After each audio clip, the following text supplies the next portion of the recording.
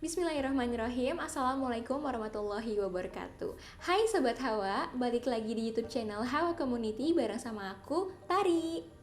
Oke, di episode kali ini aku akan membahas dan berdiskusi tentang tata krama. Berdasarkan informasi dan ilmu yang aku dapatkan, tata krama secara singkat dapat diartikan sebagai kebiasaan yang mengatur sikap sopan santun. Dalam menjalankan kehidupan ini, kita harus selalu senantiasa berada dalam koridor Islam. Sehingga dalam bertata krama pun kita harus sesuai dengan ajaran Islam. Sobat Hawa tahu kan bahwa Islam itu nggak pernah memandang harta, jabatan, golongan, suku, dan kedudukan lainnya. Islam hanya memandang siapa yang paling bertakwa, dialah yang paling tinggi derajatnya. Dan orang-orang yang bertakwa adalah dia yang memiliki tata krama dalam menjalani kehidupannya. Terus tata krama seperti apa yang harus aku terapkan di diri sendiri dan di dalam kehidupan sehari-hari? Nah, kita langsung simak di Al-Quran surat Al-Ahzab ayat 21 yang bunyinya Laqad kana lakum fi rasulillahi uswatun hasanah, yang artinya sungguh telah ada pada diri Rasulullah suri tauladan yang baik bagimu. Nah, ayat ini adalah dasar yang paling utama dalam perintah meneladani Rasulullah SAW, baik dalam perkataan, perbuatan, kesabaran, dan juga komitmen. Salah satu hal yang sering kita lakukan dalam kehidupan sehari-hari adalah berkomunikasi, baik itu dengan teman sebaya, dengan orang tua, maupun dengan orang yang umurnya jauh di bawah kita. Sobat Hawa tahu kan bahwa kita itu nggak bisa sembarangan melontarkan kata-kata tanpa melihat lawan bicara kita itu siapa. Terutama kalau lagi bicara sama orang tua nih. Sebagaimana firman Allah di surat Al-Isra ayat 23, aku ambil potongan ayatnya yang artinya, dan janganlah kamu mengatakan kepada kedua orang tuamu perkataan ah, dan janganlah kamu membentang mereka, dan ucapkanlah perkataan yang mulia. Dari ayat itu kita bisa tahu dong bahwa orang tua itu sama sekali nggak boleh kita bentak, dan juga nggak boleh bilang ah. Kalau disuruh jangan ah nanti aja mah. Kalau tiba-tiba ada sesuatu hal yang gak enak, ah papa mah gitu. Jangan pernah melontarkan kata-kata ah ya. Adapun hal mendasar yang mungkin dari kecil kita udah tahu nih, yaitu mengucapkan kata tolong, maaf, permisi, dan juga terima kasih. Jujur, aku masih banyak banget nemu orang-orang yang enggan banget buat mengucapkan keempat kalimat tadi. Sobat Hawa sama kayak aku nggak?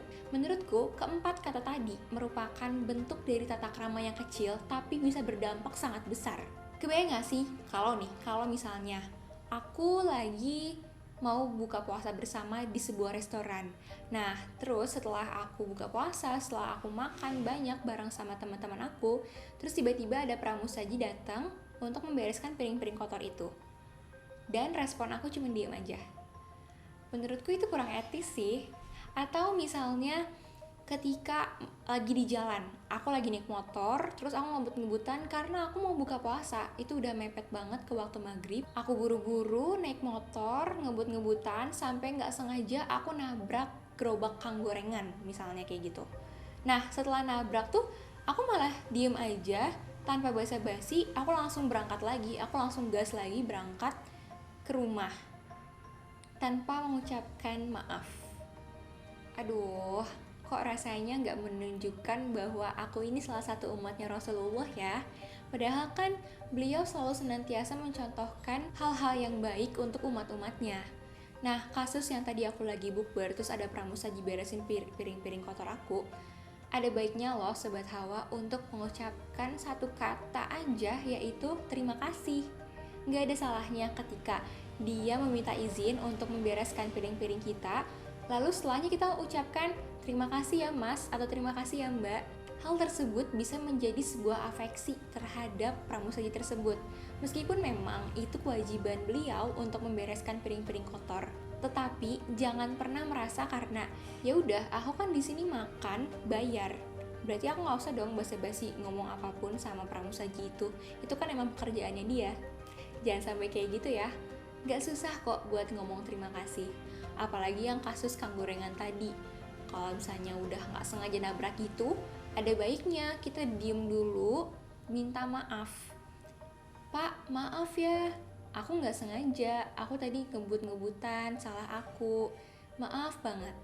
Cukup sampai kayak gitu. Atau bahkan lebih bagus lagi, setelah minta maaf, Pak, ada yang rusak nggak gerobaknya?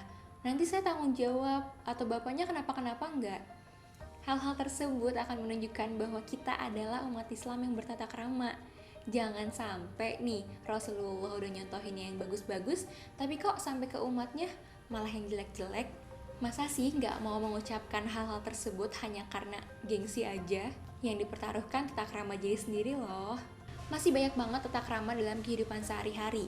Contoh lainnya, tata krama dalam makan, minum, batuk, bersin, bertamu, berpakaian, berlalu lintas, dan yang lain sebagainya.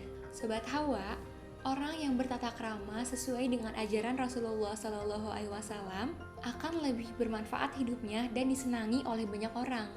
Pernah denger dong pasti sebuah hadis yang mengatakan bahwa Rasulullah bersabda, sebaik-baiknya orang adalah yang bermanfaat bagi orang lain. Kita harus menyadari nih bahwa Rasulullah adalah satu-satunya panutan kita untuk bertata krama dalam kehidupan sehari-hari, sehingga akhirnya kita bisa menjadi tauladan yang bermanfaat, disenangi banyak orang, dan juga mulia di hadapan Allah Subhanahu wa Ta'ala.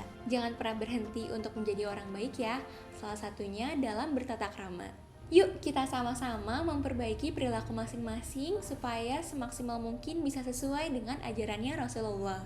Semangat terus Sobat Hawa. Kita cukupkan dulu diskusinya sampai di sini. Semoga apa yang aku sampaikan bisa menjadi ladang ibadah baik untuk diriku maupun untuk kalian yang nonton video ini. Jangan lupa untuk subscribe di channel Hawa Community dan tonton semua video-videonya ya. Di-like juga ya videonya. Sampai berjumpa di episode selanjutnya. Wassalamualaikum warahmatullahi wabarakatuh. Hawa Community, Togetherness is our strength.